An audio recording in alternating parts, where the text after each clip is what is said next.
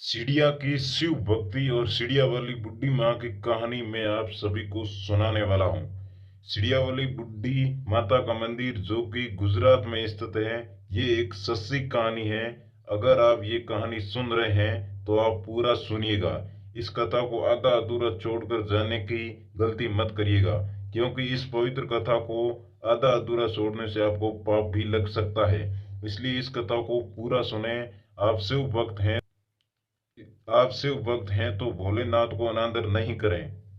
चलिए video start करते हैं। इससे पहले आप हमारे चैनल को सब्सक्राइब व वीडियो को लाइक जरूर करें। तो चलिए वीडियो स्टार्ट करते हैं। एक गौरैया पक्षी का जोड़ा एक बड़े से मंदिर में उनके पास स्थित पेड़ पर रहा करते थे, और वे शिव मंदिर में जब भी पूजा पाठ आरती होती तब तब वे दोनों उस मंदिर में आते और भगवान शिव की आराधना करने लगते और घंटों घंटों बैठे महादेव की भक्ति में लीन रहते थे।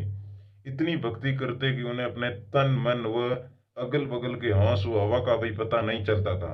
उन दोनों पक्षियों का रोज का यही काम था। जब भी मंदिर में आरती और होती तो वे दोनों मंदिर में पहुंच जाते और शिव की आराधना करने लगती। उसके बाद अपने बच्चों को अपने लिए चारा पानी की व्यवस्था करते। इन दोनों पक्षियों का रोज का यही नियम था। उसी मंदिर के बगल में एक बुढ़ी माँ का घर था। उसी बुढ़ी माँ का कोई संतान नहीं थी। दादी को देख रेख करने वाला भी कोई नहीं था। वह अकेली अपना जीवन व्यतीत कर रही थी। उसी बूढ़ी माँ को पक्षियों के प्रति बड़ा लगाव था। इसलिए बूढ़ी माँ अपने घर की छत पर पक्षियों के लिए दाना पानी डालती थी। बूढ़ी माँ का यही रोज का काम था। वे दोनों चिड़िया उस बूढ़ी माँ के छत पर आते, वह आसानी से दाना सूखते, खाते पीते और कुछ बच्चों के लिए अपने साथ भी ले जाते। इसी तरह उनका जीवन व्यतीत हो रहा था। उस बुढ़ी माँ के कारण उन दोनों चिड़ियों का पेट भर रहा था। इसी तरह दिन गुजर रहे थे। एक दिन वह बुढ़ी माँ बीमार हो जाती हैं। वह अपने बिस्तर पर पड़ जाती हैं। उनका कोई संतान न थी, इसलिए माँ को उपचार कौन करवाए। इसलिए बुढ़ी माँ बिना उपचार बिस्तर पर पड़ी रहती हैं। अब वह अपने छत पर दाना पानी नहीं डाल पा रही थी। अब जब वे दोनों पक्षी उस बूढ़ी माँ के छत पर दाना चुगने आते तो वहां दाना पानी नहीं देखते, तो वे सोचते कि ये बूढ़ी माँ कहाँ चली गई, दाना पानी क्यों नहीं डाल रही है। इसी तरह 2-3 दिन बीतते हैं। धीरे धीरे वो बूढ़ी माँ कमजोर होने लगती है और बिना उपचार के कारण उसकी एक दिन मौत हो जाती है। अब पक्षी देखते हैं और बूढ़ी माँ का पता नहीं चलता है और छत पर दाना पानी भी नहीं डाला जा रहा है, तो वे घबरा जाते हैं और परेशान हो जाते हैं और उसी बूढ़ी माँ को ढूंढने लगते हैं। ढूंढते ढूंढते दोनों थक जाते हैं। तो उनमें से माता गौरैया अपने पति से कहती हैं कि स्वामी, बुढ़ी माँ का कोई पता नहीं चल रहा है। बुढ़ी माँ कहाँ चली गई है। वो हमें दाना पानी दे रही थी। हमने उन्हें कितना ढूंढा, वह नहीं मिली। अब क्या करें। उस गौरैया का पति कहता है कि हमने हर जगह बुढ़ी माँ को तलाश कर लिया है, इसलिए अब हमें उनके घर में उनकी तलाश करनी चाहिए। शायद वो बीमार तो नहीं है। ये कहने के बाद वे दोनों पक्षी बुढ़ी माँ के घर चले जाते हैं और जब अंदर जाकर देखते हैं तो बुढ़ी माँ अपने बिस्तर पर लेटी है। उनके शरीर में कोई हलचल नहीं है।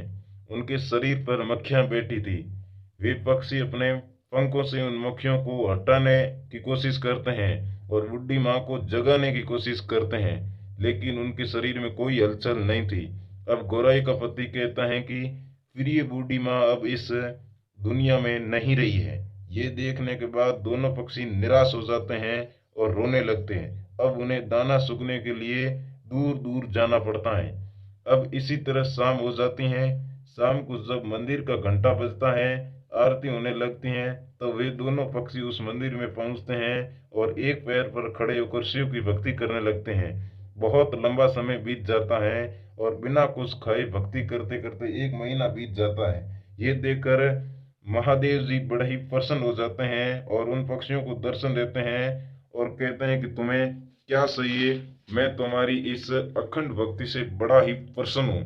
तुमने अपनी क्षमता से बाहर भक्ति की है। तुम इतने छोटे होते हुए तुमने एक पैर पर खड़े होकर बिना भूखे प्यासे भक्ति की है, इसलिए तुम जो मांगोगे वो मैं तुम्हें दूंगा।